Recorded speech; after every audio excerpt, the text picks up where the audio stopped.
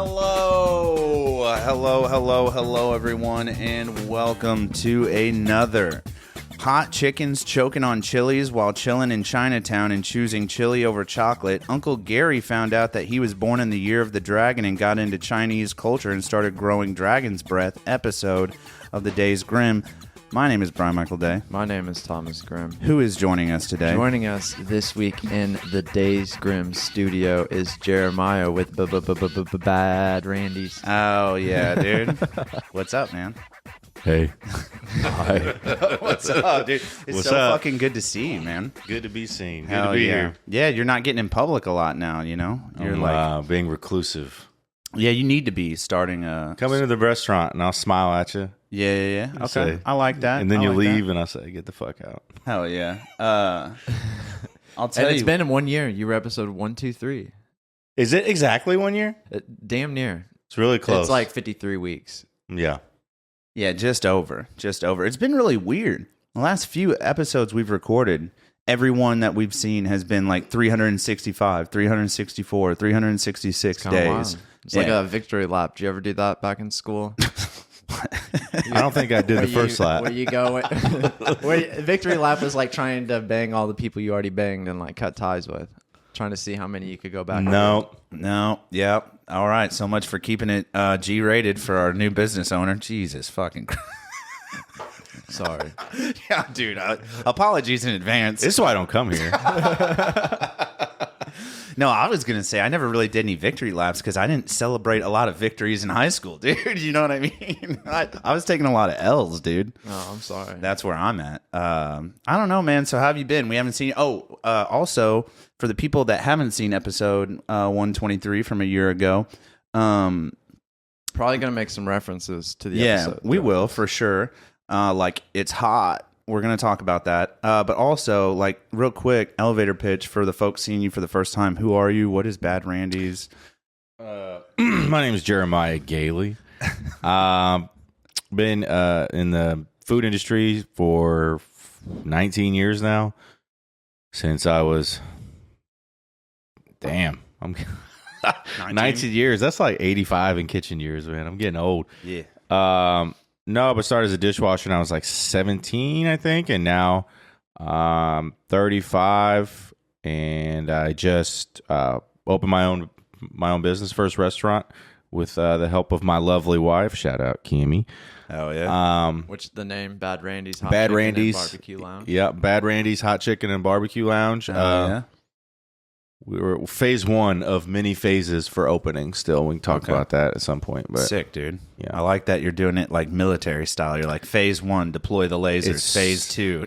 when you don't come from money and you don't like have money, You have to, like, you're like forced Yeah. to do that. So it's You have to like compartmentalize your... Yeah, I get and it. it works out the best for the business and working into it and concentrating your efforts and then expanding and being able to do that is by far the best anyway. So Hell yes, brother. I have to say, I've not been to the shop or the restaurant since it has now confirmed to be Bad Randy's, but I'm very excited to get in there. You guys been up and running 3 weeks? yeah, I think we did a Hard opening was... no, we're not really hard opening yet. We're still flaccid. Okay, I like that. I like that. Yeah, we did invite only for the friends and family, like, I think the 10th, May 10th and 11th. What? How many? Brian really liked that one. Dude. Now, we'll have our grand opening at some point, but looking back, we, so I helped open Amy's on Franklin, which is the same property that we are working in right now. Mm-hmm. And I helped open Amy's and then ran it for the duration, almost 5 years to the day. It's like a week or two difference. So what I thought would be kind of iconic. We had problems with our liquor license got delayed at Amy's. So we didn't have our actual grand opening until all that shit was finalized, and it was in like, I don't know, late June or something. So I kind of thought it would be cool since we're already mirroring that timeline, like almost 5 years to the day, that if we just book it that same weekend and have our grand opening same weekend as kind of an homage No, for sure. And I feel like you already had a lot of infrastructure in place. Like, you're not changing a lot about the kitchen. Like, Well, you got to build the kitchen yourself when Amy started. You got to Yeah, that fucking sucked. But now it comes in handy, It was right? like a tiny space. And it's like, how do we jam pack as much shit in here as humanly possible? bro, do you It's see where great. you are right now? Like, It's look at this great. fucking I'm coat telling you closet. what, if you have the will and you have the time, anything is possible. That's for sure. All is possible through our Lord and Savior Jesus Christ. No, we didn't have to change a whole lot. Going from Amy's to We just streamlined everything. The Yeah. goal was the concept and menu that we were doing at Amy's. It wasn't very conducive to the space. So efficiency wise, it was like we would get bogged down when a lot of steaks would come in or whatever, just because it was difficult in that just how the kitchen's built and how the restaurant's made up. Yeah. So the goal was to add a few small pieces of equipment like a warmer, some more heat lamps, stuff like that, and then change the menu so it would be, boom, boom, Because boom. the nice part about taking it over from Amy's is like you've seen how the business has operated 5 years, and you get to shut down for a period of time and make it more streamlined. It was for sure a blessing to have been operating there for 5 years already, because I know how firsthand how it is, like walking into that building right before we did Amy's and planning it all out. And when we opened, that was a rough weekend, I think. opening Amy's. Yeah. Yeah, we talked about Everything went wrong that weekend. We talked about it. So it was, and our first night for Bad Randy's, it was, we did great, but the logistics and everything is a whole menu for the first weekend. It was a little rocky for that first night, but like I told the whole staff, hang in there. This is way easier than Amy's opening night was. So we're on the right track. And It gets better. Now we're grooving. Yeah. What's that like to give a speech to your kitchen staff? It's like Braveheart type shit. Fuck yeah, dude, going to battle. Yeah. No, it's like, hey guys, I love all you guys. Please don't quit after this shift. No, man, that's the benefit of being, privately owned, small staff, like less than 20 people on the staff. It's like you kind of all have to get along. There's none of that, like, I'm sure everybody has worked with people that they just straight up don't like, and show respect while you're at work, and then when you leave, you're like, fuck. Fucking dirtbag, dude. I'm not Facebook friending you, dude. We Dude. can't be friends online. He tried to stuff fuck my like sister, dude, or whatever. Oh, Yeah, well, you know what I well. mean? No, but Do you have a sister? yeah. Have you, just a fun off-topic question. Has anyone ever tried to, like, get with your sister and you were like, fuck this guy, dude? You know what I mean? Like, tried to... No? They were all just good dudes? I just mind my own business. Oh, dude. Not for me, She was man. older than me, though, so I didn't. Yeah, I got a sister, and every time she bring a new boyfriend around, I did not like any of them.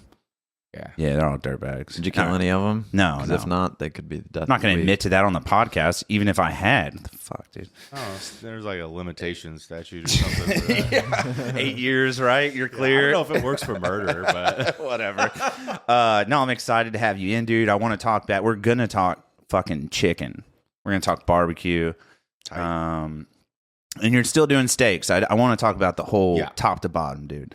But before we get too far into that, you recall last time we did this little thing called the Death of the Week. Mm-hmm. Who is it this week? Do I know him?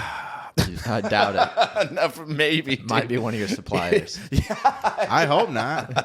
Might be somebody that got that level 8 hot chicken. It might Dude, you're going to fucking get a call on Monday. No, man. But yeah, so Thomas, if you would be so kind to roll up this cue, the Death of the Week. The death of the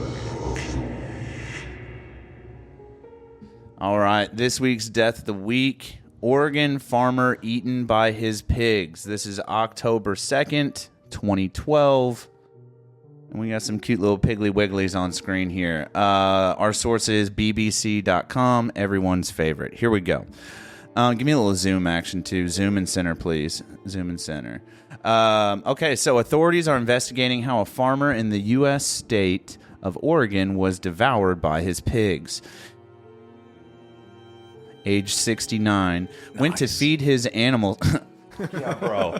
Sick. Went to feed his animals last Wednesday on his farm by the coast, but never returned. His His dentures and pieces of his body were found by a family member in the pig enclosure, but the rest of his remains had been consumed. The Coos County District Attorney's Office said that one of the animals had previously bitten. The animals are estimated by the authorities to each weigh about 700 pounds or 320 kilograms if you live in the UK. Good-hearted guy. Investigators say it was possible that the hogs knocked over before killing and eating him. But they have not ruled out the possibility that the farmer could have collapsed from medical emergency, such as a heart attack. A pathologist was unable to determine the cause of his death, and his remains have been sent to the University of Oregon to be analyzed by a forensic anthropologist. Garner's older brother, Michael, described him as a good-hearted guy. He said his brother had raised several large adult sows and a boar called Teddy.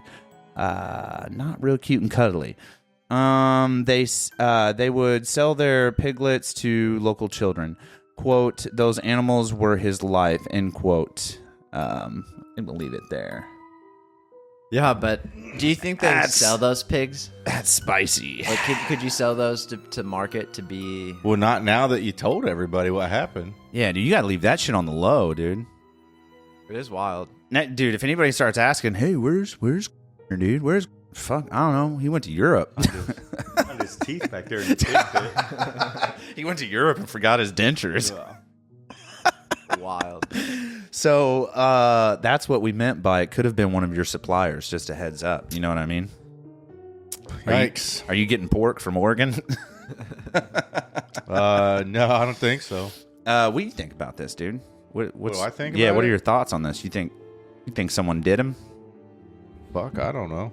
And the only reason I wanted to do this Death of the Week, is because it pertains to the food industry.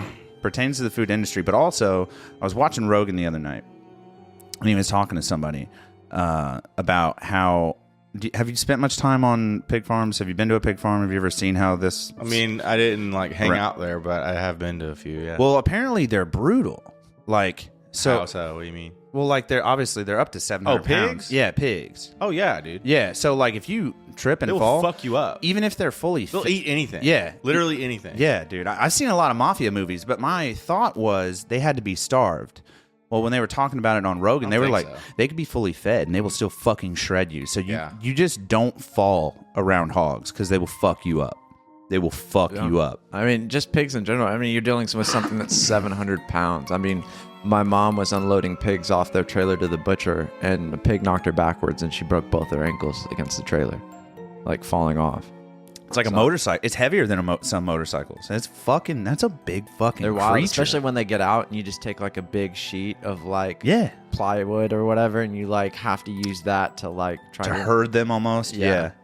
Yeah, dude. So I don't know about... And also, funny mention here that they even got a forensic anthropologist involved. Like, what's left that we can test? You know what I mean? Like, don't they say that they'll eat everything but the teeth? Everything but bone, essentially, is what I was told. I thought they eat bone, too. Just not the teeth? Well, those are dentures. So I don't know, like, what dentures... I don't know what dentures are made out How of. to know that he fucking got ate? He's got a shoe left behind? Right. Got a fucking... It says dentures and some skin. He left a slipper back, dude. He's got... left a hush puppy. They have to find actual piles of shit somewhere in this pit of pig shit and mud and see if there's little traces of Yeah. Dude. That's fucked up. Sorry, brother. That's this week's Death of the Week. Pigs are different over there in Oregon, I guess. Yeah, they're... Can you scroll back to the cute, cuddly picture of them? They're built bad. Look at them. Look at them some bitches, dude. God, they're wild. Damn, boy. They will fuck your day up, dude. That's this week's Death of the Week. Let's talk about barbecue. Yeah, dude. All right. Hey, fucking... By the way, cheers to the opening of Bad Randy's. I've been very fucking excited. So I did think of a question on the way here. You thought of several questions. Yeah. You did come very prepared today. Did you ever perform at PG when you were in the band? Once. So is it like interesting to have like a business in this place that has so much like music history as like a musician yourself? Yeah. Well, I think it's definitely like we're operating in a space that we're not supposed to be operating in. It's not supposed to be a restaurant. I need to get down to the records. Actually, I've been meaning to do it for a while now and figure out like what it was years ago. It was built in 1869. So that's one of the oldest buildings. It's old as fuck. Yeah. I mean, and when they were doing PG, they heavily renovated everything. To my knowledge, it was like a shack that was not you in want to good hear place. about where Brian dropped me off with a place with rich historic Where did I drop you off? Fairs? fucking dollhouse in Quord. Oh, bro. He rented an Airbnb, didn't look at any of the photos. You ever do And that? We pull up. You ever try and that? Yeah, it's not good. Every window has creepy mannequin dolls in it. And there's a creepy mannequin doll in the living room. Every bedroom had creepy mannequin doll heads. There was did you say Annabelle already? Yeah. Annabelle was in like this front display, like a glass. It was like a storefront when we pulled up, and I was very confused. I was like, this is nothing like It's like a House of a Thousand Corpses type. Kinda, dude. And then we later find out that it's like a house of horror. Like, No, it was the owner, the guy that built the house, they were arrested for being a part of the Underground Railroad. yeah, it's fucking tight.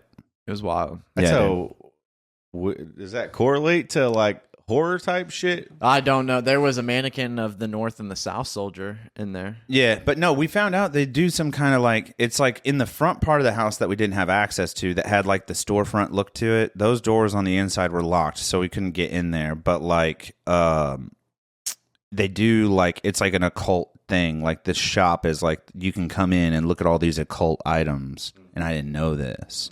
So it was very unsettling. Oddly enough, slept like a baby. Slept like a fucking baby, dude. Yeah, slept really, really good. But I was going to say, you also mentioned in your last episode that Gentlemen Scholars is no more. But you were thinking Yeah, about... they did. But you were thinking about... They starting- died? They passed. Well, you're starting a new band last time we talked. Yeah, same guys. It's just a different project. Oh, they're not dead. No, well, the band is dead. Okay. Yeah. It's going I'm through not following. Are the Gentlemen guys Scholars, alive? the unit has passed. The unit. The unit is no more. But a year ago, you were talking about how you guys were going to maybe start gearing towards Yeah. releasing some new things. We're still in that same fucking place. No, it's been everybody's kind of moving different ways as we get older and everything. Well, I'm sure you guys are busy. We have a brand new project to work on. Same group of guys. But Shane lives in fucking Newburgh now. Who was it? It was and Shane, Pat. lives in Wadesville, and then One dude Marco lives in Indy. Indianapolis. Marco's the and- drummer, right? Yeah, And then, okay, so Pat's the lead guitarist, right? Yeah. If I'm not mistaken. yeah, and Shane plays bass. Shane plays bass. So we're all doing different stuff, but I have a whole record's worth of demos that I've done in the past few years. So we keep trying to figure out when we're going to be able to get together and start working these out. But now that the restaurant's grooving, it's going to be sooner rather than later. All right, So. that was my only music-related topics. I got a few other little things. I have some here. good music. While we're on the music topic, we won't spend a lot of time here for the interview because Jesus Christ, we're already at 15 minutes. But I went bless to thank you. I went to a music festival. It wasn't Point Fest. It was Riot Fest. Fest, and I don't know if you've ever been. Big metal not to that festival. Yeah, I know what it is. St. Louis Amphitheater, beautiful. If you get a chance to go next year, fucking go, dude. It's so great. But a lot of metal bands and stuff. And I found myself finding a lot of these like off bands, like, because I don't go to a lot of festivals. I don't know if you do or don't, but like I went to all these smaller stages and found a lot of really fucking good bands, like Oxymoron, these two black dudes that just fucking shred. It's like this weird metally hip hop thing, new metal type vibe. And then like Message from a Raven, I found them. They put out fucking killer vibes. But like, are you listening to anything new that's like off the beaten path that you found recently?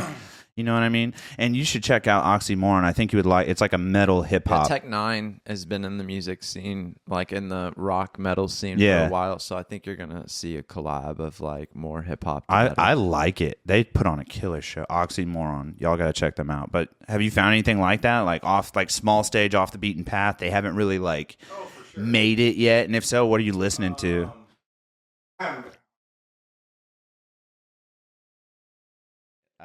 The newest band that I really got into was called Pom Pom. Okay. So it's this guy, J. Roddy Walston. He used to be in J. Roddy Walston in the business. I got back into them years and years ago, and I've seen them a bunch of times live. Is it POM? Like two separate words? PALM. Oh, palm. Like palm tree, and that's 2 times palm, space palm.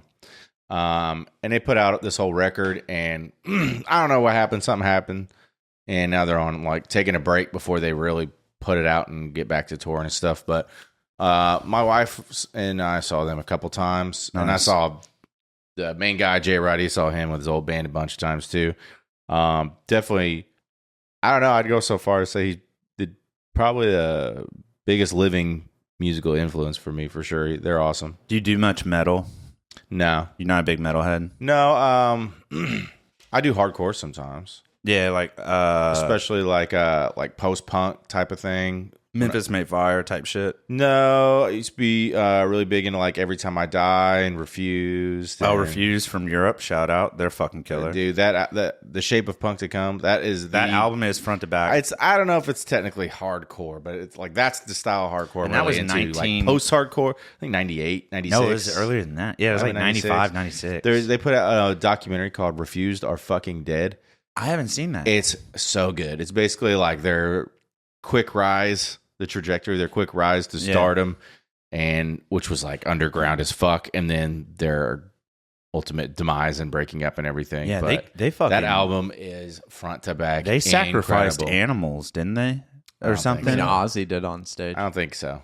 Well, they had... They right? were more like Well, they had to. kind of anti-establishment, They got... post-punk, hardcore type shit. They got very famous very fast. I just assumed they... but they split up sacrificed it. before they even got gigantic. They were already done. Yeah, like 2000... Like they were playing house shows in this last tour they were in the U.S. For real, they were playing house shows and getting shut down by the cops and shit. And then like I can't remember who was their bass player or something. He was like done. He quit, and that was kind of the end of. They're that such a band. good band too. Like if they could just fucking string it back together. They are together. So I was thinking, They're still together. They haven't broken They got up. back together. Hell yeah, dude. They have they put an album out called Freedom like 8 years ago or something. Yeah? And I think they did another one since then. I fuck with the Refused. I was like gonna the say, Refused. They're so dope. speaking of stringing things together, so you started your restaurant career, I would say, at the Red Germanium, Yeah, accidentally. and then from there you went to Hornet's Nest. From Hornet's Nest, you were thinking about opening an Italian restaurant with a guy that fell through. That's a little wish-washy on the timeline. No, so I started as a dishwasher at the Red Geranium and I was down there at the conference center doing like weddings and big ass parties and stuff like that and events. And then I moved down to the restaurant and I was washing dishes and moved up from there to do, by the time I left, it was like 9 years later or something. I was the chef and I got this opportunity to do, that's when I left to do this Italian joint. that fell through. That was going to be in the old Lorenzo's. Things didn't work out with the main partner, and it kind of just disbanded. I didn't even get paid for half talked the about work this that in I did. 123, but I then know, from but- there you went to Hornet's Nest. My main I thing did is like I did a stint at a retirement home for a year because I had to move back home with my mom and dad and be like, "Fuck, I gotta get my main thing was like get a job." over these years of business and going from the Red Germanium to trying to open the Italian restaurant to Hornet's Nest, did you take things from like all these places and blend it all together into Oh yeah, I Baton mean, I worked at O'Charlie's for 6 months. I did a corporate retirement home for a year, and I did my time. And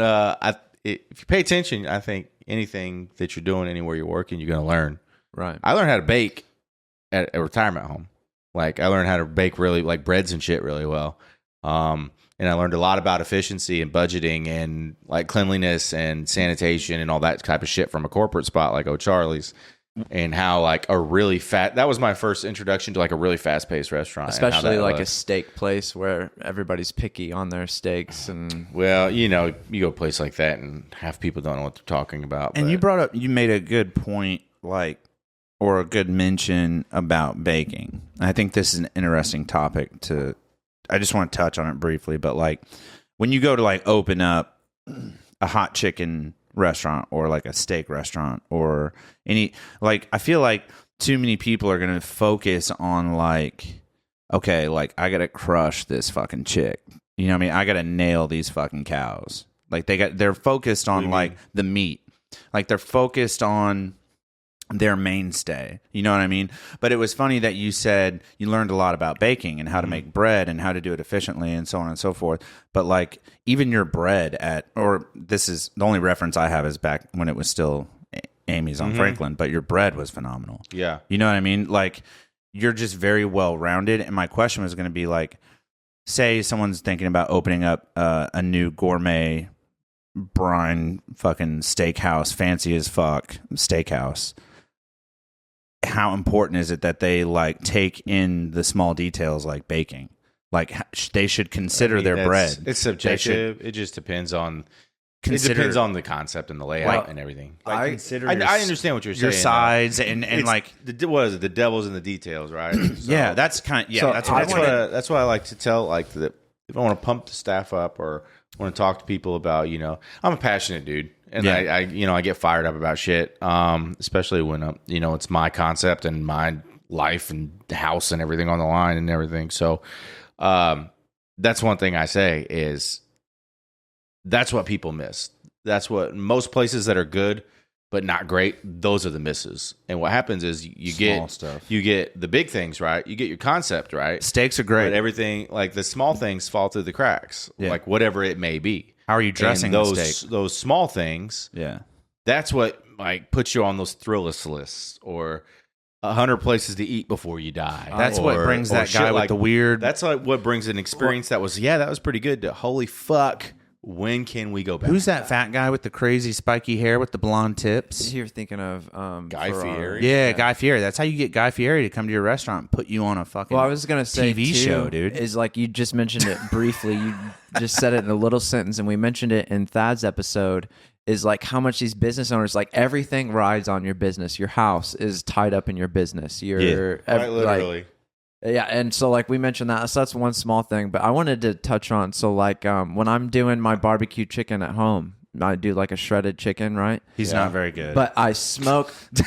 Well, like depending on the dish. So like if it's my like a pulled chicken combo, like I smoke the chicken and then I shred it and bake it. Or like if I'm doing like a chicken teriyaki, I smoke it with like a hickory and then I bake it in the teriyaki. Like, and you're a smokehouse, barbecue-esque.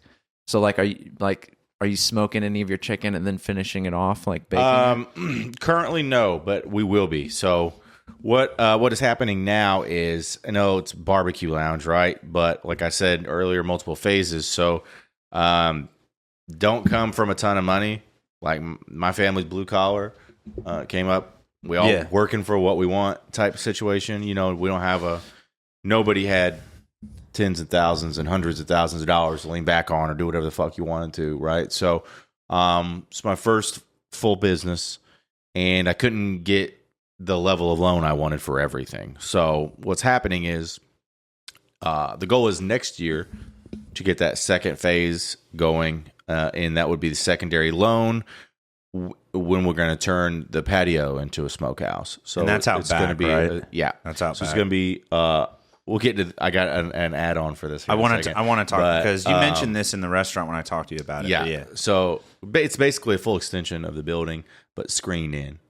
Nice. 2 Carolina style pits going in, made from cinder blocks. Can you describe that? Lined with steel. I don't know what a Carolina pit is. So you can I built one in my backyard. Like a brick oven? No. So okay, so first, most people are used to Texas-style smoking.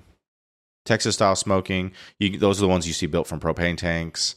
That's when the fire it's not direct, it's indirect smoke. So you have a smoking chamber where all your meats go, and then on the side of it, that's when you see a smaller tank on the side. That's like the big house, right? Where the meat goes? That's okay, so you see a small tank on the side, and the big tank. I think Tom's pulling one up for us. Fucking spell. Texas style smokehouse.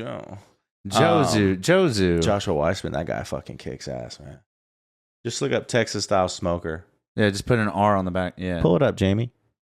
Jamie, can you pull it up? Yeah, see, you see how these are, that's offset. That's a Texas style smoker where that's the meat. Yeah, and your hot box is over here. The box that you burn your wood in is on the side. Yeah. And then the chimney's on the other side. And this is the style you're going to be going for? No, this is Texas style. This is what most people think of when they think of barbecue. Can you pull up a Carolina style? Carolina style is direct heat. So what that looks like is look up. Don't do that. Look up Rodney Scott smoker. Rodney Scott style smoker, Yeah, please. do that. Rodney SCOTT. Scott. Rodney Scout. Good enough. Okay, so that's fine. Just go to one of those up at the top. You can't really see the layout of it. Right here. Okay. Yeah. So that's inside the restaurant. But what's happening is you have a big barrel, essentially a wood burning oven elsewhere that you burn. You throw wood in, it catches the wood, throws the embers down to the bottom, right? Okay. You burn the wood down separately Yeah. into coals. Yeah. And So then you they're have a pit like this. I have one at home that I just built out of cinder blocks just sitting there. It's Hell got yeah. holes on the bottom. You shovel your coals underneath after they burn down from the barrel, and then you're smoking directly over those coals. So you're burning your coal somewhere else, getting you're burning it hot, the wood down to coals, hot somewhere else, and then you're shoveling it. and down then to when the it's bottom. hot enough, when it's down, right, and you're like 2 feet above it, so it doesn't. Basically, it's like it's a weird medium between like Texas style smoking, like grilling. Yeah. And how I like to think of it is the origins of barbecue in the Caribbean. When the Europeans They dig landed the and holes. combined efforts with the locals on the Yucatan Peninsula and Yeah. the Mediterranean or the Caribbean. Okay. So essentially, the first forms of barbecue, as we know it, would be trenches. They dig trenches and The they light meat- their fire on the bottom and Yeah. put sticks over the top, and that's where they would put their meat over the top. So that's that's what the evolution of South Carolina barbecue came Will you from. have tables out there? So will it be like glass blowing? We saw a glass blower in Quod, and we were able to sit outside and watch them blow some glass. So you're gonna have to where people can sit there and watch people Watch you smoke. Like, what if somebody like me that enjoys I the imagine smell? well, there's multiple things going on here. If as soon as we do that and people walk up and they smell it, there's going to be people going, "What the fuck? How the fuck you doing? How this? are you What's doing going?" it? Because a All lot of Franklin people Street's don't know how gonna this smell good. this kind of stuff works. Yeah. And the people that do know how, like, are familiar with barbecue around here, I find are mostly like Texas style. Like you put wood in and you light it on one end, and you put your meat over here. Even if you don't know like the the flow. ins and outs of it, like they know that that's how it works, right? Yeah. But when people see you throwing wood in a big ass barrel and shoveling shit out the bottom of it into the smoker, what the fuck is this guy doing back here? Dude, like it's a crazy thing to me. I had Where one do of the best steaks ever on one of the Traeger grills, which is essentially a smoker, but can also, once you heat it up to high temp, You're it's like a upsetting smokeless Jeremiah grill. as you he's speak. he's not upsetting. But dude, I'm just saying, it was one of the best steaks I've ever had, and I was like, this came off a smoker. Here's where I'm at on the Yeah, right. Traeger. The Traeger I don't like because, yeah, you get a lot of flavor, but it's almost like it's too much artificial flavor. Like I can tell that this has way too much flavor. I don't know if I say artificial. Here's the thing. You know what I'm talking And- about, though, well, right? and- well, this is another thing I was going to get into is until we get to that point next year where we can shell out $150K doing that project and Yeah. getting those two smokers out there in the build out. We have a commercial box smoker that's in the kitchen, Southern Pride. It's like a 100-pound smoker. What do you mean? How much can you get on there? Like, It's got 4 racks. I can fit 2 cases of briskets, 8 briskets on there. I can fit that's big, dude. 1, 2, 3, 4. If I really want to, I can fit like 8 comfortably butts on You there. still need to show me the kitchen.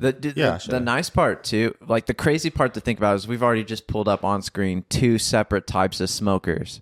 And like there's electric, there's so this style doesn't necessarily have a heating element that will go out on you in a matter of No, X it's amount of years. No, it's Coles, but it's analog. Yeah. well, here's the thing. There's differences here, and so to your point, Brian, what you were talking about, I don't think it tastes. It's too heavy. The flavor's too You heavy. you don't get the pit. When you taste barbecue off of a pit, you're like, oh, okay, I get it now. Whether it's a Texas style pit or a Carolina style pit. If all these other smokers, and there's a billion times I've seen guys smoking. You see videos of guys like turn filing cabinets into smokers. Fuck yeah, bro. Like, yeah, I towers. saw a guy Crazy turn shit. a water heater into a smoker. Oh yeah, and I watched one of those barbecue shows where a guy used an old dryer and the drum from a dryer. Hell yeah. Oh, I like that. So I mean, people smoke anywhere where there's airflow and you can get that smoke in there. You can get it, but it's all about controlling that and there's pros and cons. So like our box smoker, we're forced to use that. We use that all through Amy's. We used it for pastrami, for brisket, make our own bacon. We smoke fucking cheese in there. We've smoked salt, tomatoes. We used to smoke our Marasca, Luxardo, maraschino cherries in there for drinks. We've smoked everything in there, and it's great. But stuff like that, it's not a pit. So you get the flavor, but it's not the same. Yeah. There's nothing wrong with it, especially because you don't have to baby the fuck out of it. Right. It's You put your wood in. You mean with the if there's Traeger? a water pan, well, the heating element essentially keeps you everything can, level. like right versus now, a I pit. can put 8 butts in that motherfucker if I wanted to. Mhm. I'll set it at 9:30 on a Wednesday night after we close and fire it up, and I'll come in 10 o'clock the next morning and just turn it off. So my question is, first off, But you can't do that with a pit. I want to come back. You're adding wood or you're adding coals every 30 minutes, every hour. You got to It's watch active. the temperature. You're not going to sleep until if you can do it. There's a little window where you can take a little couple hour nap. But other than that, Here's my question. Like the Carolina, I want to kind of like jog back to that real quick because I have two questions really. First question is, 2 parts. yeah, first question is, what is the style of smoking? You were talking about the origin of smoking. Here, I'll move this out of your way. You were talking about the origin of smoking and like fucking the Caribbean and shit like that. Well, I know that it's popular in like the Isles in the Caribbean or in South America maybe. I don't know where it derives from, but when they dig that pit, I think it's Hawaii where it started, but they'll take a hog and literally throw the hog in the hole. Yeah, they do that. What style of smoking is that? Because the way you described the pit smoking earlier, you said the coals go in the ground, rakes go on top, meat goes on the rakes. That was like What's- that's like trench barbecue. That's what's- what I was talking about. What you're talking about, I don't know what the name of it is. But you know what I'm talking about. Yeah, and it's different cultures have used it. So I don't know where that actually originated, but I became familiar with it in Yucatan Peninsula, and it's like kind of Mayan in history. Yeah. Okay. So they would, and I still to this day have no fucking idea how this works, like the physics of it. I don't know how this fucking works because fire needs oxygen. Yeah. So how does it work? But you're they choking it dig off. a big ass hole. Especially there's a dish called cochinita pibil. So pib is an oven, Yeah. but it's in the ground. Is how Okay. they do it, right? Now they have like when I was down in the Yucatan for our honeymoon, there's actual like containers that they just bury and use that. It's instead. weird. They put earth But- over it. What they do is you dig a big ass hole, Mhm. and specifically for cochinita pibil, cochinita means pig Yeah. or pork, whatever. And they do take some. I've seen them do a whole hog, which is not typical anymore. Yeah. Maybe in the Back in the day. the before times. Yeah. But they marinate the pork in it's like achiote paste. So it's like a paste made from annatto seeds. Different like they have Seville oranges down there, which are like sour oranges. You can mimic it with orange juice. Here you can use our like navel oranges and then limes and grapefruit in there too to kind of get that the similar bitter, flavor. sour, yeah. It's dude, the flavor profile of Seville orange is so fucking good. Like I wish we could get. You can't even buy them here. It's just like specific to that climate. So that mixed with like this achiote paste and some other seasonings, they smear it all over. They'd wrap it in banana leaf. And in that hole, they'd put coals down there, light a fire. Once everything burns down to coals, throw it right on top, like Eisenhower style, like you're cinching a steak, right on top of the coals. You put something over the hole, like a piece of plywood, Yeah. or a piece of steel or stainless, whatever you And it got, just and smokes. put the dirt back over it. Yeah, and and then it you just come back smokes. 10 hours later. So How the fuck does that work? that's some David Blaine shit, first off, but that's the style that I know. Like when you talked about Yeah. digging a hole, that's what I've heard about. Yeah. That was question one. And Question it two. has this incredible fucking earthiness to it that is, it's wild.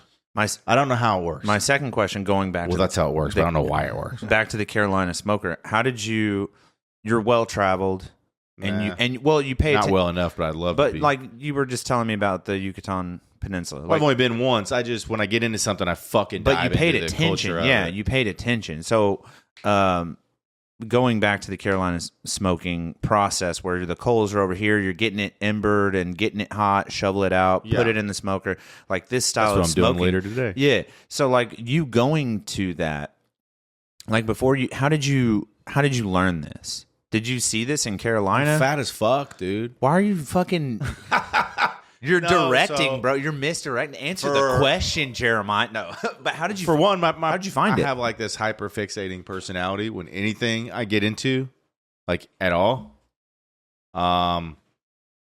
Hyperfixating, like it's you... like I have to get all the fucking way into it. all the way in. I have to learn everything there is to know, and I have to watch every fucking video and read Thank you. every fucking article and everything else. So, I mean, I don't know. Maybe I have ADD. Where did you see a Carolina smoker for the first time? Let's ask that question. Rodney Scott. Rodney Scott, like just online. I was gonna say. I saw an episode of some barbecue show, and it Okay. was dedicated towards him and Carolina cooking. Well, I was gonna say too. I'm not a huge fish guy, right? And I traded some morel mushrooms and some pheasant back mushrooms with a neighbor of mine for some bluegill.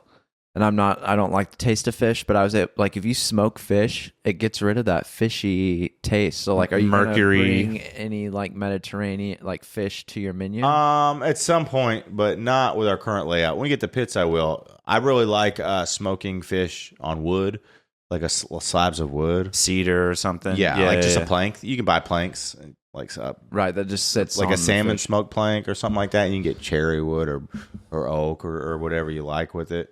Yeah, we got doing a tiny event next month that I'm going to do. What some was cedar it smoke like? stuff. Whoa! This Don't new- breeze right over that. Well, I was talking about the new menu. He's talking about an event. What's No, this it's event? it's just like some mini corporate thing. At Bad Randy's? Yeah, they're just renting out a room and they wanted cedar smoked salmon. Oh, okay. I was gonna say, like, building out the menu for Bad Randy's. Like, how much did you bring over from Amy's? Because you were partial owner. There's a few items. There's Few. just a few items. They're like the hot chicken. Well, the hot chicken, as in its current form, there was like early iterations of it on Amy's menu, like spicy soul chicken is what it was called. I had that, by the way. Yeah.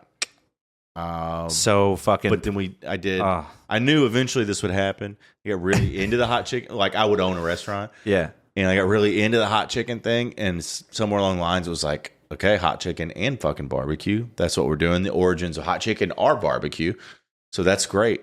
And so I started doing special runs of all the different heat levels. And, At what and our heat chicken level do now you is have to sign a brine waiver? different. And well, the top two, 7 and 8. So you can order a 6 and not 7 have and to sign a 8. waiver. Number 7 is called "We'll Name the Seat You Die In After You," and level 8 is called XXX Bad. Bad. You have to put the Bam Margera bad on it. It's bad. And you're... Ape's gonna be so mad. Ape's gonna be so fucking mad. Are you still growing your own peppers and stuff for this? Dragon's breath. Your own dragon's breath. Yeah, I'm growing dragon's breath. Kid, go but back- they're small this year. I hope they make it. Come back to the brine. I'm Yeah. interested in that. I've still never ate a steak. I've never had a steak that was You've never brine. eaten a steak? That was brine. I don't brine steaks. I thought you did with Amy's. No? No. Only I might drop like salt brine. That's what I'm talking like about. if it's you get like a tomahawk ribeye and it's Yeah. 2.5 inches thick, I'll rub salt on it and throw it in the cooler and then cook it the next day. So explain the brining process with the chicken. How does that work? Well, the goal of brining is to Sorry, multiple things. Yeah. The goal of brining is penetrate flavor, but it's mostly only sodium that actually penetrates the actual flavor part. Yeah. So if, a lot of people will put all these different spices in your brine, and they're not doing shit. So the goal of brining is two things. It's to penetrate the entire like for bone-in chicken, you get big ass chicken breasts, right? Yeah. So the sodium is going to penetrate all the way through the meat. So you're going to get the same flavor in every bite of that meat instead of just on the outside. And the other second part to the brining is to tenderize that meat. So it's juicy as fuck. Yeah. That's just And is the there- only reasons to do it. so the brining, is it like a multiple day process? It like, can be. You can do like you 30 can do wet days. brine, you can do dry brine. And I've tried different things. Our old, before we were doing dry brine, and it was like a Creole seasoning, salt, and it gets a bad rap. But MSG is a great fucking thing. It's propagandized from before. It's Hell a yeah. fucking great thing. That's To bring out the umami of a dish. It's fucking awesome. I was gonna say- who's mommy? Umami. Oh, umami. I was gonna say on growing your own peppers though, and you say you like hone in and narrow down. Are you looking to like make your soil more acidic? Are you like going down the crazy? Like you throw. To be honest, I haven't had time. You throw some pine needles on your soil, I've had, and you would be surprised. I need to do a lot more than that, if I'm being honest with you, Thomas. We planted everything, and my wife Kim has been like tending to the garden and stuff. She's got a green thumb, and she just like I think finds it cathartic and really loves doing that. I mentioned, but I have not. Peppergate, and so Peppergate was huge last year in 2023. What is Peppergate? So Peppergate is I remember this. These garden, like basically these places where you buy your different pepper plants. They were selling wrong peppers. They got their labels mixed up. And so, like, you could buy, like, say you bought Dragon's Breath, but it actually was like ghost pepper. Like, somebody mislabeled what plants were for like a whole year in a lot of these suppliers. Yeah.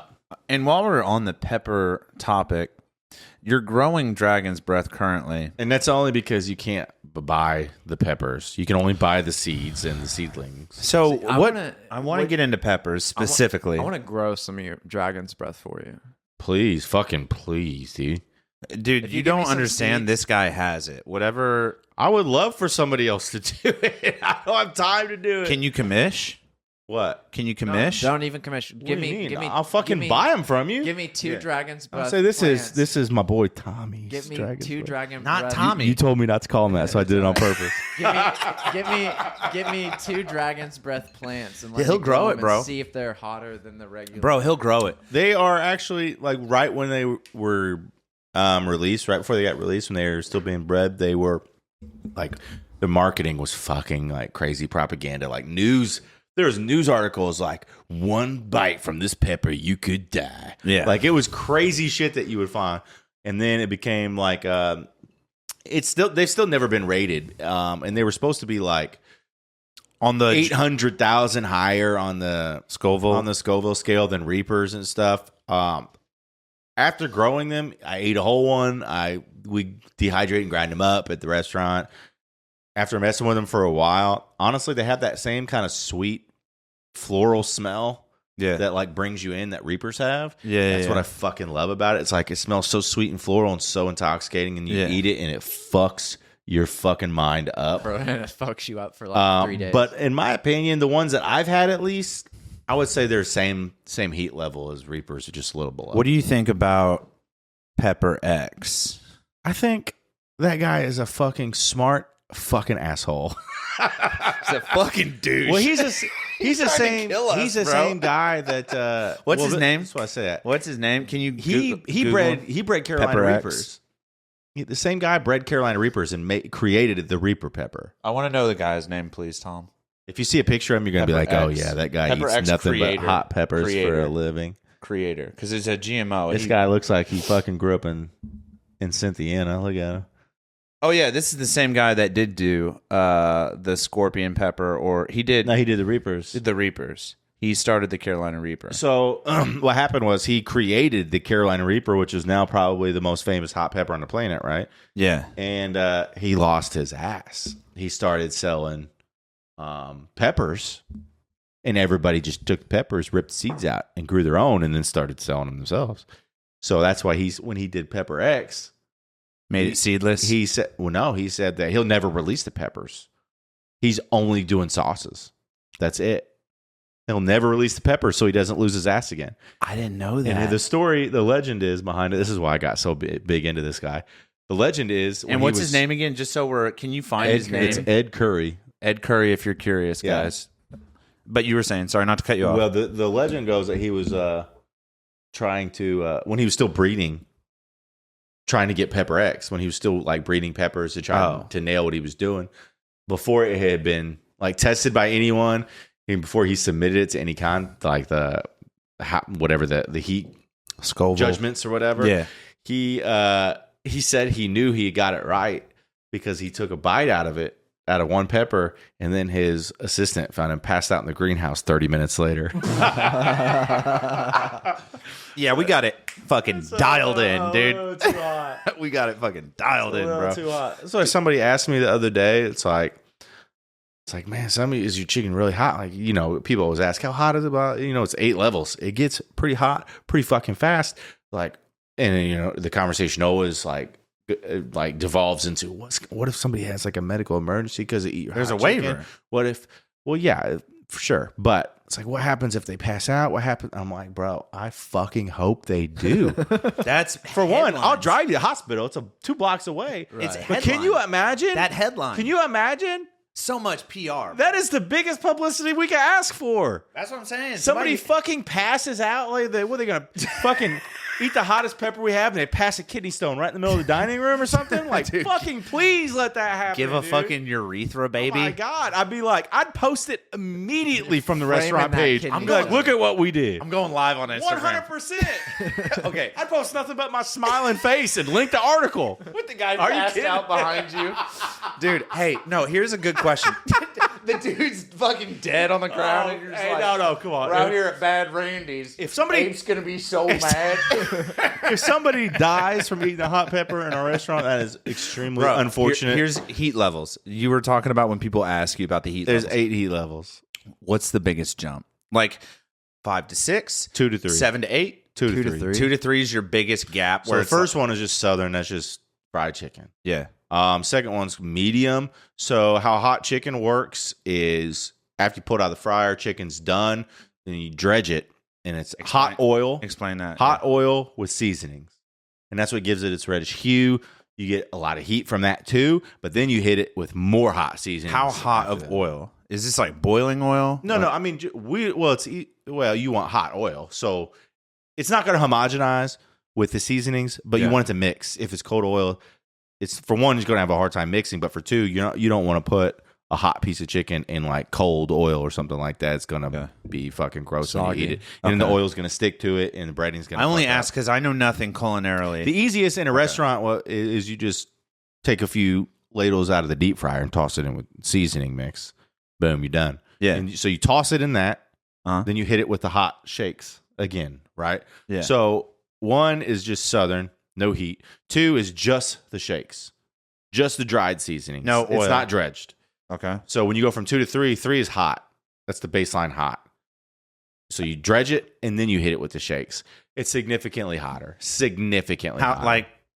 I mean, you're an expert. You've eaten a lot of hot Fucking shit. hot. How fucking hot is 3? Well, a lot of people misjudge it. A lot Yeah. of people misjudge Underestimate because there's it. 8. They're like, oh, I can get 3 and I'm gonna be good. Nah, 3 bro. is fucking hot. Yeah. It's I know it's just labeled hot, but it is hot, and that's It's- the intro level to fucking your fucking family up this weekend. You're going on family vacation. Shut it You're going on family vacation. You're gonna have some lightheaded. fucking problems. Yeah, dude. This weekend, dude. That dance recital, fucking canceled, Well, I was dude. gonna Hope say- there's a fucking porta potty in the seat next to you. What like, but when you put a hot ass menu item on, like you gotta almost have like a side item that combats it to a degree, right? Nah. Like what? Nah, dude. In your We got hot side items too. in your history of heat, though, what do you think the best thing to combat? My something dad that's told me I fucking should hot? put ice cream on the menu Milk. so they can eat ice cream right afterwards. So that way, when it burns going out, it feels cool right afterwards. They do say No, man. There's some something people have about- asked me about milkshakes and shit, and which is great, but logistically, they're a fucking nightmare. Or like, are you chopping up hot chicken and throwing it on a salad? Yo, Ooh, there you go. well, yeah. I'll put the shit on anything you want, but there's no like we don't have any like soothing Muters. sides, or Something to anything like that. mute the Well, live I mean, if you aloe get the vera sandwich, the sandwich is extremely balanced. If you get like the bone in, like fried chicken, it's fried chicken. You know what I Right. mean? We're not throwing some shit on top of it You're besides fucked. the heat. Yeah. But on the sandwich, there's like it's a chili pepper mayo, which is kind of spicy, but you know it's mayonnaise based, so it's not really spicy. It's actually, I think, helps with the heat level. And then there's coleslaw, which really helps dim that down. And then the bun is brioche, which is nice, airy, but like thick and fluffy. You So do a it- great. get You lot. do a great bread, You by get a the lot way. of that. Are you? Well, I don't make those. I was gonna say Well, whatever your I was bun making, was. I was making those all the bread when we opened Amy's on Franklin. We were making everything, every bread, making the toast, making English muffins. So the sandwich I had, we're making mayonnaise. We're making everything. the hot chicken sandwich that I had, the southern, or what'd you call it? The soul, Spicy soul. yeah, spicy soul sandwich that I had. That was homemade bun. It depends. It was in the beginning, but then we got so busy that we got a 20-quart mixer. We got a tiny kitchen, and I can't just. Okay. We're not a bakery too, so it's hard. So whoever you're couldn't getting keep your up bread on from, they fucking crushed it. Yeah, the buzzers. And you're still doing in-house ketchup? Oh yeah, dude, that ketchup and is it's gone through several iterations, and it's like the best it's ever been now. it's so fucking good, bro. And soon to come, we're gonna have a line of like 6 to 8 barbecue sauces for sale. Are you like workshopping that right now? Oh Like, no, I'm just. or are they done? Well, my Pat, the guy that plays lead guitar in my band. yeah. What's He's my Pat Brady. Brady? That's, I can't He's remember his my last name. designer too. So he did my logo. He did all my T-shirts. He did my menus. The chicken is fucking hot, by the way. what, Like hot cock? your logo, yeah, the hot cock, dude. Yeah. Beautiful. Yeah. That right there. And Yeah. if you're watching on YouTube, you see it on his left bicep. The neon out front is beautiful. Yeah. The logo, Alvy signs did that. It was dope. the logo on Facebook, beautiful. Like Yeah. the way that you have marketed that, the hot chicken. Trying. I love the logo, dude. Don't you? Don't you just Yeah, but I love was the gonna say, fucking like, logo? So like you hear a lot of these people. Can you that, pull it up like, while are we're sitting here talking cooking about it? enthusiasts that like make Facebook? their own seasonings and stuff, but you're making your own ketchup. Like, are you gonna release like your own Bad Randy's like dry rub? Oh yeah. So my rib rub is my favorite. Pork. Anything smoked pork. It's so fucking good. Go to his Facebook because I want everyone to Yeah, see this. our website is like so close to being up. I just have to approve some You're good, things brother. and- The Facebook, dude, you see, good God, look at that fucking, the neon is dope. The hand-drawn one down here, this one is fucking dope. Like, I just love that his chicken. headband is my favorite part. Yeah, Dude, I love that. You could tell that logo is done, and Jeremiah was like, you can put a headband on it. Like you're getting a tattoo. Dude, it went through a lot of different forms. I was like, I kind of wanted to be like a ninja. karate type thing. what I thought was cool. So in 123, you mentioned that you had several different business ideas drawn out. Like, was Bad Randy's one of those at the time, or did you kind of collab like four of them? Oh no, into Bad one? Randy. The concept of Bad Randy's was up and going. At the end of that episode, I was like, I got some good stuff coming this Yeah, he fall. already had I leaned can't in. fucking tell you guys. Yeah. And we talked about it after the show. We like the concept was already done. The menu wasn't done and everything, but the whole hot chicken and barbecue lounge. That's what we were doing. Just finding the right bank that would work with me was the issue because all I have is collateral and minimal down payment. So. Anyway, so going back to the chicken, dude, the fucking karate chicken. How do you even come up? Did you have the tattoo first? No. I had the logo and he was going to do just the logo. Who's he, by the way? Who did you up on this? This is Jeremy Dameron. He owns Ton of Fun Tattoo Club on Michigan Oh, no way. over there, like a block off Franklin Street. Yeah. Okay. That's one of the nice part about He's dope. tattooers now Jeremy's is they awesome. use that Procreate software. And so like the same thing that they would draw your tattoo on and print it off as a stencil, they can turn around and produce banging logos in the same software. Oh, I don't know how any of that works, if I'm being honest. But I But had the logo, and he knew he looks at me. He said, "Well, you're a traditional guy," so he just made it traditional. It's How dope. pumped? Can we talk about? I don't want to take up too much time on this, but you're tatted up pretty good. It's a problem. Yeah, but the traditional And style. now you've begun down. Yeah, the- so I'm going on this journey, doing Yeah. this sleeve. I'm doing a full sleeve for an homage to my military service, top to bottom, left arm. And I think that's going to be where I stop. But low key, No, it's not. I know. motherfucker. dude. Can we talk about your Gatsby tattoo is inner arm? That's what I did. That was like my third tattoo. It's one of my first ones. That's what I did yesterday. And that's why it's all goopy. Oh yeah. It's all goopy for sure. looking. But that That's because armpit, you got the Sanoderm or whatever. yeah, on there. that fucking armpit fucking sucks, dude, that whole thing. How long did yours take? 4 hours.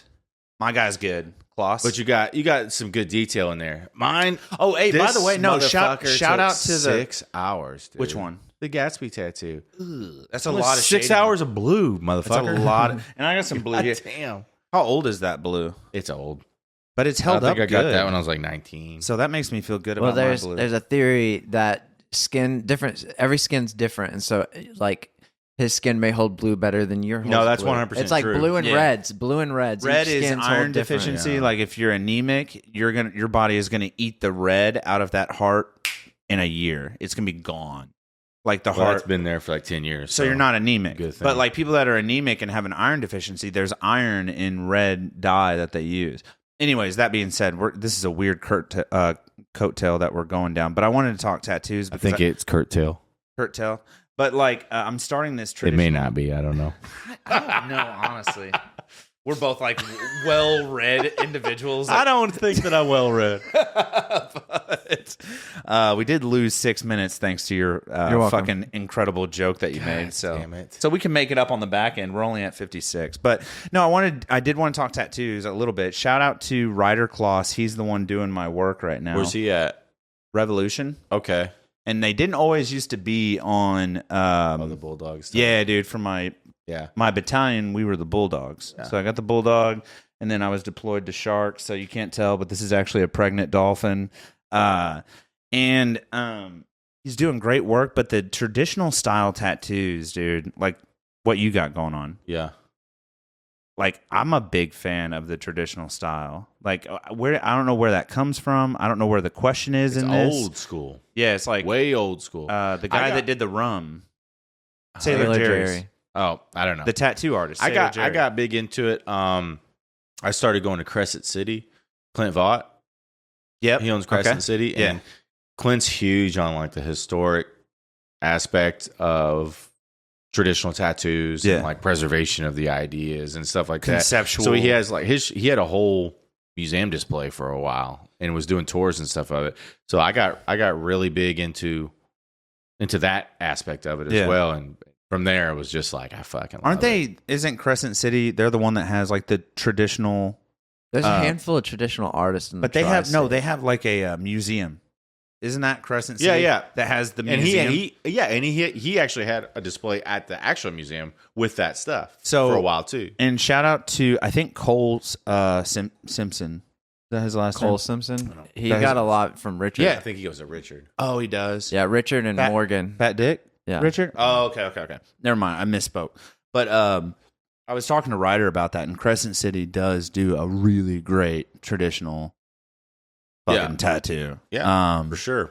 Yeah, so shout out to I just started this journey and I'm on it and there's no going back. So but the inner Okay. arm sucks. What's your least favorite tattoo?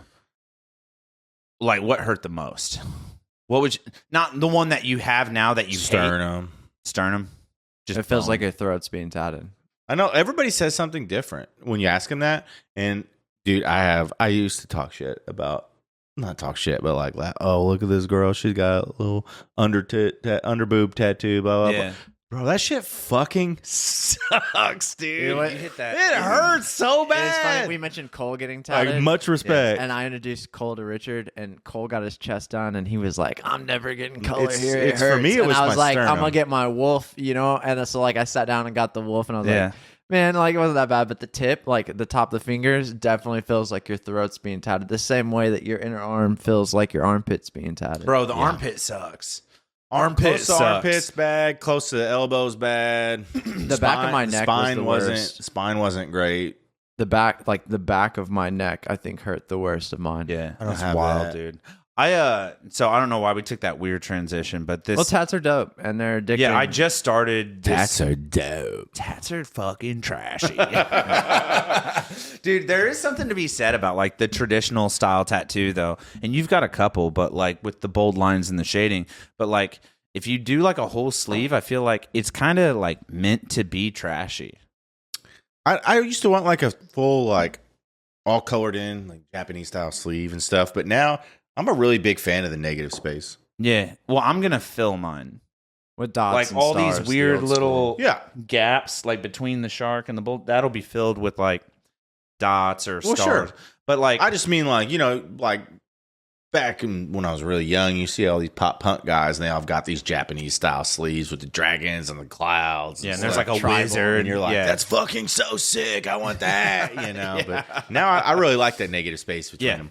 No, I like it, dude. There's something to be said about it. What was it like rebranding Yeah, From back Amy's to Bad restaurant. Randy's. Like you painted, right? Oh, you mean the renovations? Yeah. Like because we did a whole fucking lot in 2 weeks. God damn, I need to get in A there. fucking lot. We repainted the entire building. Wallpaper. I had somebody wallpaper because I'm Not not the fucking outside. doing it. No, not the It's outside. still purple on the outside. Yeah, right? Okay. that'll change at some point probably, but not yet.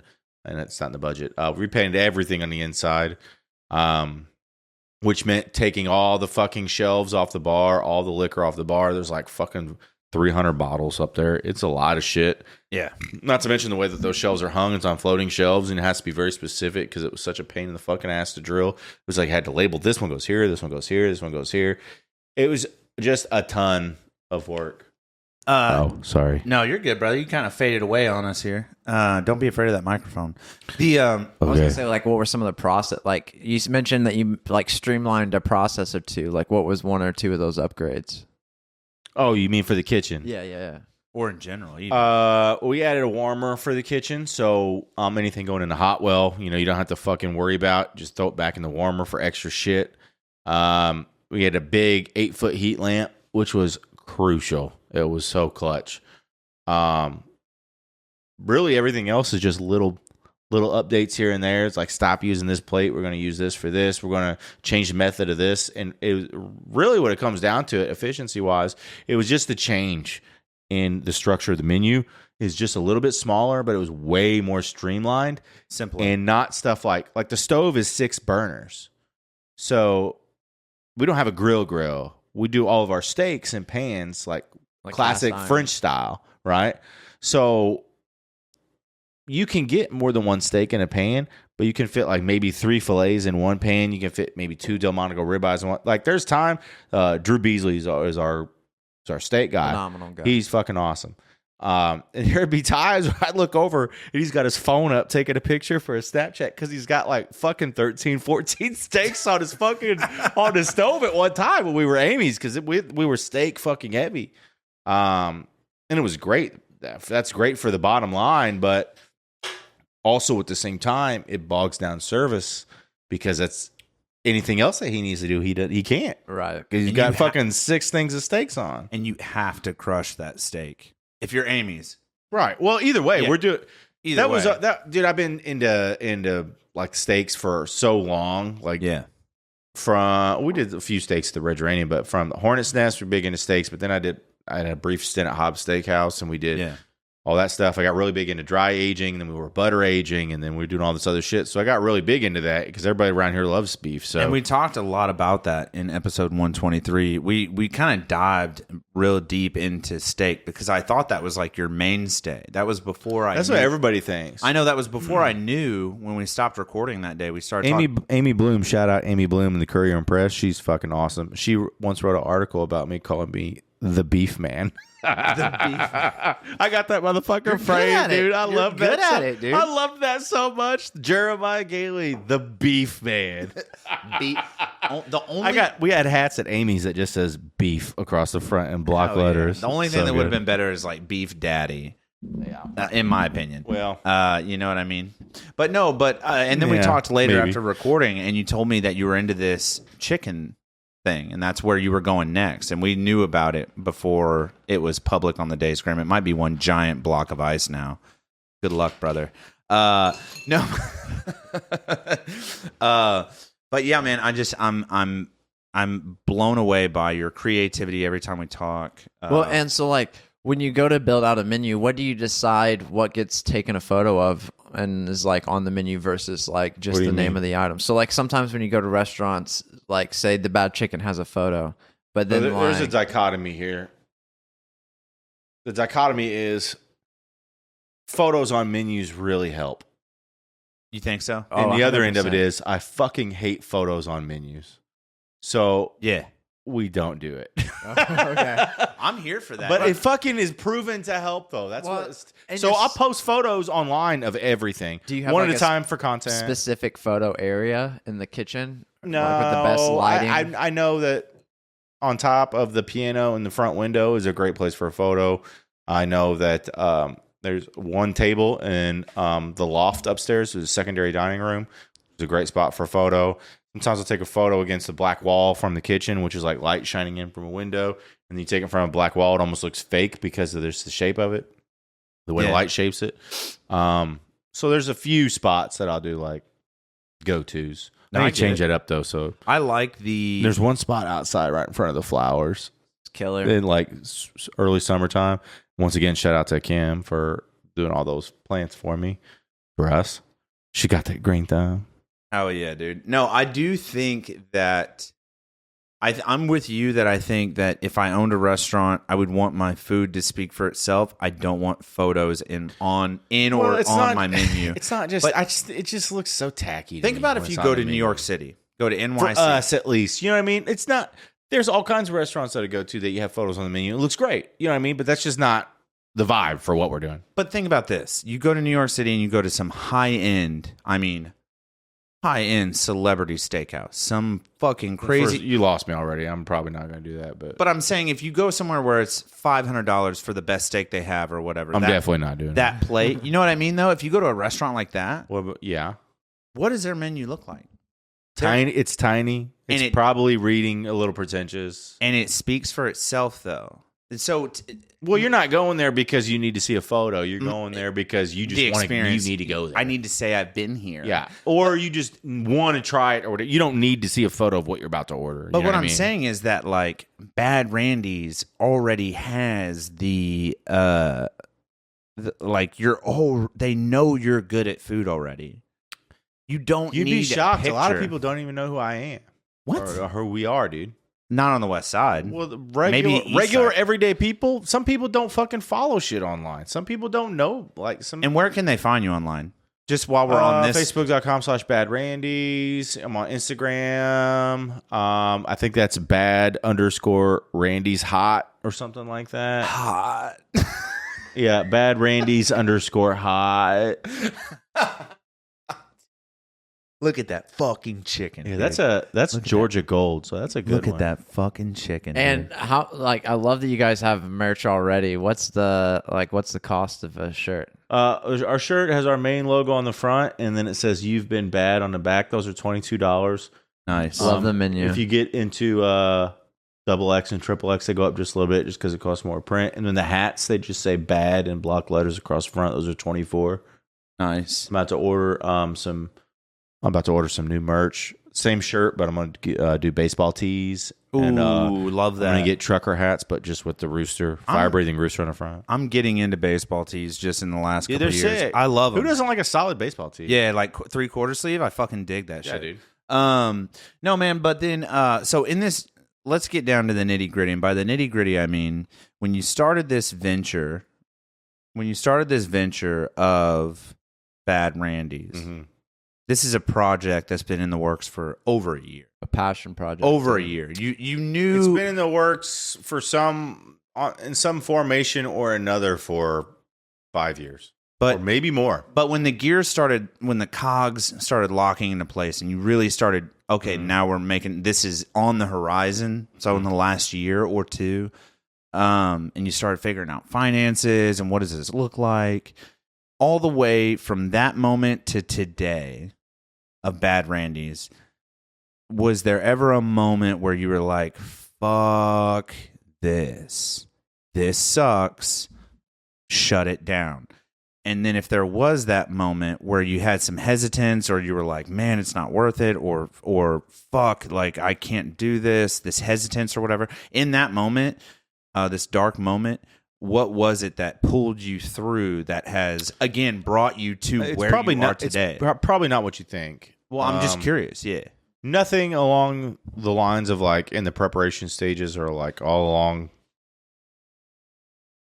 Like going in, it's going to be a fuck ton of work, like way too much. Yeah. High stress. In terms of the work to financial return, it's going to be a lot. You just know it going into it. It is what it is. Yeah. I mean, it's a passion project. It's not great. It's like great. You're living life. Like that's what it is, right? Yeah. Fuck it. And that's kind of how I view it. But did you have a moment where you wanted to quit? No. Building Bad Randy's? No. Not like that. I think just last night I said I fucking hate this industry. I think more so along the way to understanding that I was going to do this with my life. Yeah. When I'm cooking, when I'm a line cook for 10 years or something. Yeah. I think, and I'm not alone here when I say this, been in the industry for so long, been doing it for so long. Burnout. That it's like, well, you're burnt out. Yeah. And you're like, how do I get out of this industry? What can I do anything else? Like, I'm a musician. I'm capable. I'm creative. I can do all kinds of other things. Like, what can I do? Yeah. And this was before all these giant booms of like entrepreneurial type things like Gen Z's up to right now. You know what I mean? Like, no one knows what like, they're doing. I don't know, dude. They're fucking like working the internet, making money. I don't know how they're doing it. Have you heard of Bitcoin, bro? like now I'm saying it's a different world now than when I was 20 years old. You know what I'm saying? Yeah. So I think every line cook or anybody in the hospitality industry along the way, especially in the earlier days, have said to them, how the fuck can I get out of this industry? For me at the time, it just wasn't an option. It was like, what am I going to do? Go to the factory? I can't.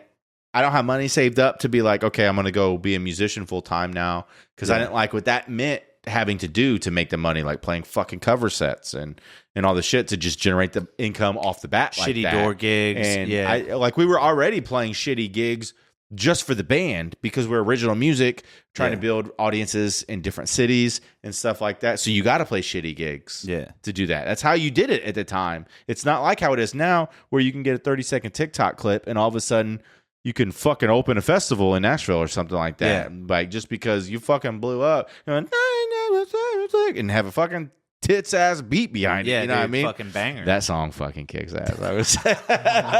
What song is it? It's that fuck.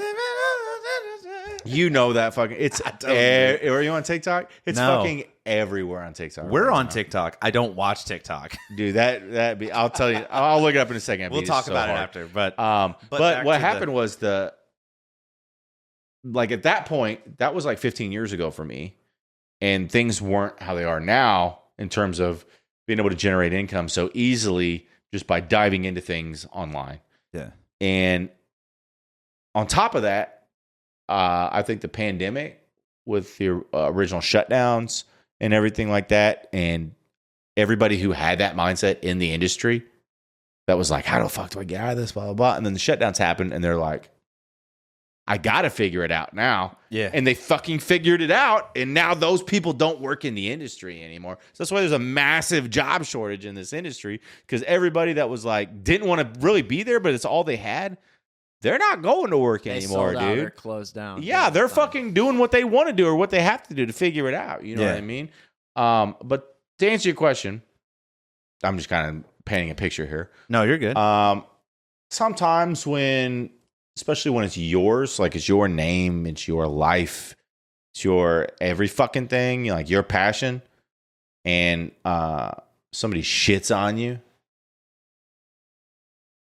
and like maybe it's not honest or in a way that's not genuine. The person shitting and on they're you. like they're kind of like it's a shitty review or stirring the pot, somebody running their mouth, or they're just trying to stir the pot, whatever. And it's like an attention grabbing type of thing, like look at me, and it's not exactly honest. That makes you kind of want to hang it up and just go do something else. What if pushes I'm being you honest. through that bad review? Yeah, what pushes you through? It's emotion, because the reaction is emotional. You know that I know that my reaction to that type of thing is emotional, and I guess growing up is, Part of it, taking the criticism, having a fucking drink and a fucking smoke, and knowing that this is not real life. And even though this person wants to post this on an online fucking cesspool forum and have people go, oh yeah, I agree with you, and all this bullshit, that it's not real. That's not the reality of what's happened. The reality is this is one person in the drop of a fucking hat, and everybody else is You know what? like so fucking on board with everything that they're coming back and coming back and coming. We've been open 3 weeks. Some people have been there 5-6 times. This fucking one guy I had never met before. He came like 3 or 4 times in 1 week. We're only open 4 days a week right now. So what is real? Not that shitty online review and that cesspool that you were mentioning, because that's a real thing, and that's all that you have to judge off of, really. Other than if you're in the store. Well, the reality is that most people that are into it, they're not leaving positive comments. They're like, maybe do a Facebook post. Yeah. Or Which is they'll awesome. be like, oh, food kicked ass. Or well, I'm going to tell my friends. And they will. Yeah. But just the way of people are that negative experiences, Cynical. however truthful they are going to be widespread. Well, and the algorithm's crazy now too. So like I can go to your page and click on a post and I can see some comments, and Brian will actually click on the page and see a completely different set of comments. Like it literally will only show different aspects. What of I was going to say is what is real is when you come into the store, when you come into the restaurant, turn the lights on, you turn the fucking "we're open" sign on, and that motherfucker that you've seen 3 times comes walking through the door and he's got a smile on his face and you fucking high five each other. Right. That is fucking real. Right. 100%. That is real. And that's 100%. why you got to keep and doing it. you also like, since going from Amy's as a partial owner to Bad Randy's and being 100% owner other than your wife, which is the same unit, but like turning on the lights has to feel different. Like you own this place. Like, yeah, you were a partial owner. It's but almost like and, well, you know, and that's what Amy always told me, is like, it's going to feel different when it's your money. I'm like, I know. But I was already fucking it. The last like 3 or 4 jobs I've worked, when it's like I'm the kitchen manager or the chef or the GM or whatever, and I'm running shit. Like, to me, I might as well own it. Like, and people have shit to say, it hurts my fucking feelings. Right. It's not my money that it's hurting. It's your sweat and But tears it fucking and hurts burns, me because I'm so passionate about that type of shit. You know what I mean? So it is different, but it's almost like caffeinated. And what I mean is like Intensified. it's like when you're fucking, like before I'd be like, oh fuck, man, I need to go home. I'm fucking exhausted. I need to take a day off and blah blah. And now it's just like, fuck. All right, here we go. And you go back to fucking just like popping shit out. And it's like it's not the same type of like, I'm tired as fuck, dude. But it's not the same type of exhaustion. Right. It's like there is no other option. I get it. There is no, in my mind, there is no more like, oh, well, I need to take a day off because I just don't like the way I'm feeling right now type thing. You know what I mean? It's you like, can't tap. there, Yeah. it's only we're going to work. So it's like in and out. What You know what I piece mean? of advice do you have for local entrepreneur out there that wants to start a business? Question. Been asked this a few times. And not even just a restaurant, like just owning an LLC. Owning an LLC is And as just easy starting as and- going to like LegalZoom or any type of place like that, paying $300-$400 and But registering. brick and mortar, like starting something new from the ground up, like what's your best piece of advice? Like Fucking spend time on it. Spend time on it. Don't jump into something. Think you have a great idea. Like, it takes time. Like, I've worked on this concept for 2 to 3 years before it finally was like through the process and we finally fucking opened. And perseverance, man. I mean, fuck. The whole world is fucking against you. Yeah, shitty reviews. It really is. Yeah. The whole world's against you. There's a fucking million people doing fucking, I'm going to open this, I'm going to open this, I'm going to do this, I'm going to do that. Not every idea works. Run the numbers.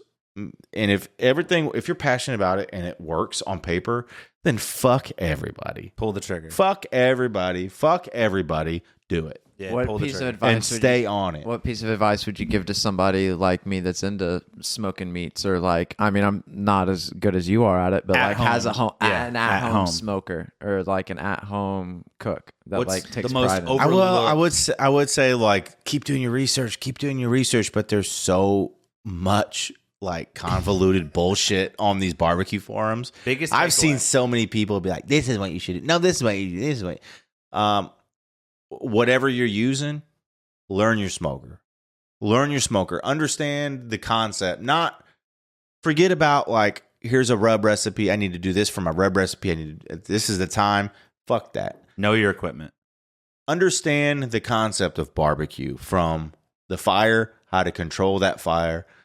Understand whatever you're using for your device, whether it's like a Weber grill or a propane tank smoker or whatever, and understand that flow of smoke, like the physics of it. You don't have to fucking run equations or anything, but do some experiments and you can tell, like, oh, up here, I noticed that this will cook at, you know, a little bit quicker rate than down here, and this not doing shit over here. And and then, you know, base your research on that, not trial and error, not like the best rib rubs, best barbecue rubs, or the best barbecue sauce, because that's all fucking subjective.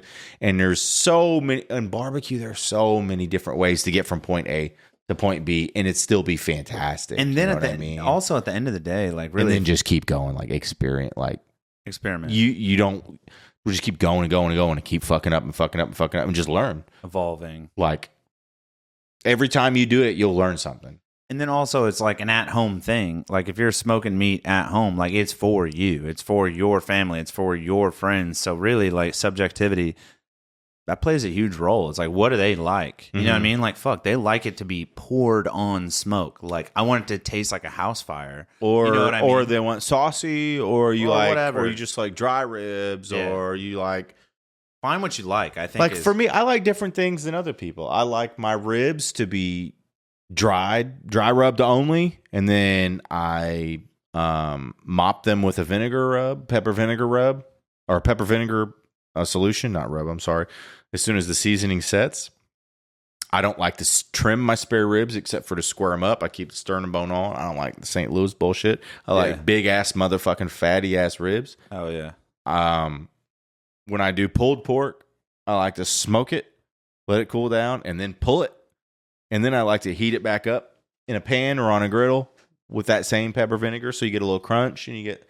everybody likes different stuff. Yeah, it's different shit. Different strokes for different folks, man. But at the same time, that doesn't mean, like, don't justify, like, mistakes by being like, well, that's just how I like it. You know what I mean? Like, because I've done that in my past. Like shit, bro. You know? No, that's not what I mean.